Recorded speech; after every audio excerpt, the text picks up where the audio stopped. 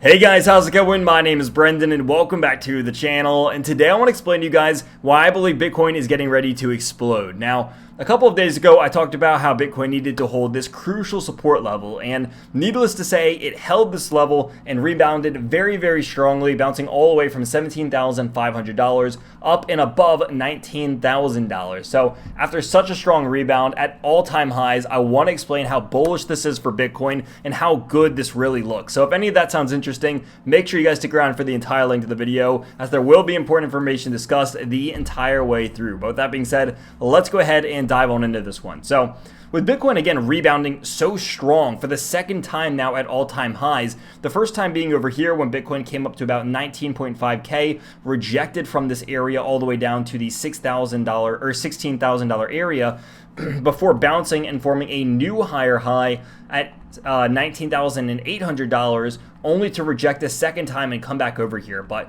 one of the things I want you guys to note is that Bitcoin bounced off of this 200 EMA not once but twice now. So both of these swing low attempts to the downside on Bitcoin were bought up very, very fast. And so now with Bitcoin chugging, what was formerly resistance is now broken and destroyed. I mean, we held this 200 EMA, we broke right back through the former support, which was supposed to be resistance now, broke right through the 50 EMA after barely any resistance touches, just two 4-hour candles, and then eventually testing the top of this pennant resistance after testing this one twice as well, and then breaking through this guy. So now we have broken through pretty much every bit of resistance that we have left, with the exception of our all-time high of $19,800. So this is really significant here because, again, for us to be rebounding so fast, so quickly, so strongly at an all-time high gives me the indication that this is probably not going to be the all-time high for much longer, because anything that is showing this much buying pressure and strength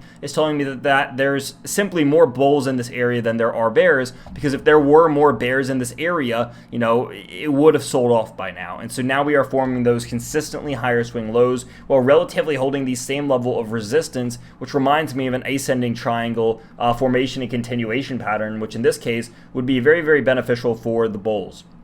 So to continue on this path of bullishness, again, I know it's one thing after another here. Not only did we break this resistance, but we have the beautiful, beautiful break, hook, and go formation that we've seen so many times, where we broke out of resistance, we tested former resistance as support, and then we are now continuing and bouncing from this, and most likely going to continue to the upside. So any kind of resistance over here that we see, the fact that we are now testing former resistance as support is a beautiful sight to behold, and it's definitely something bullish. So with that being said, you know, I want to take a quick look at the volume as we are over here on a 4-hour. I want to move this to a 1-day just real fast. We can see that volume is falling off a little bit, because I think that a lot of what this is one, we are on the weekends and we're getting close to the holidays. So we are going to see volume fall off just a little bit, maybe even volatility fall off a little bit to the New Year's, although historically that has not been the case.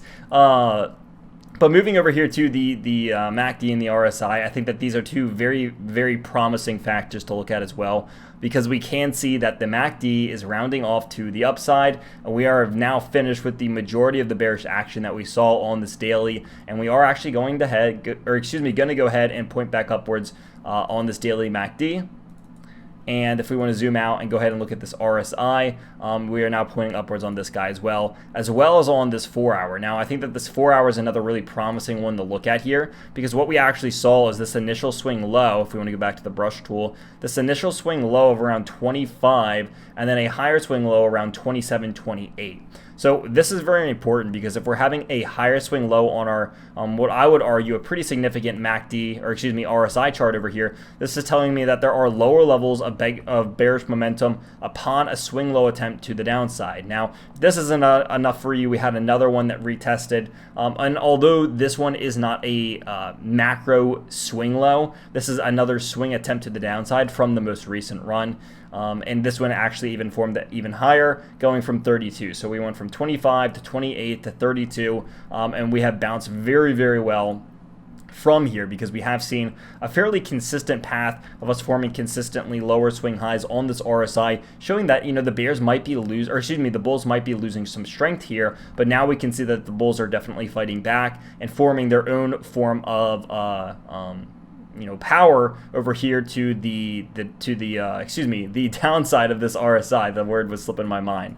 But back to the chart here, guys. I think the main moral of this story is that while we can look at indicators and oscillators, I think the fact that we are using these resistances and supports being the EMAs and our resistance and trend lines so well over here and so beautifully, there's a lot of indication, in my opinion, that this is going to be a bullish case scenario for Bitcoin. Again, it just doesn't look like an all-time high. If we continue testing this, holding the same level of resistance while having a climbing level of support, that typically does not show me that this is an indicator of an all-time high. And in fact, in most cases, I would very easily be okay with longing this or buying more.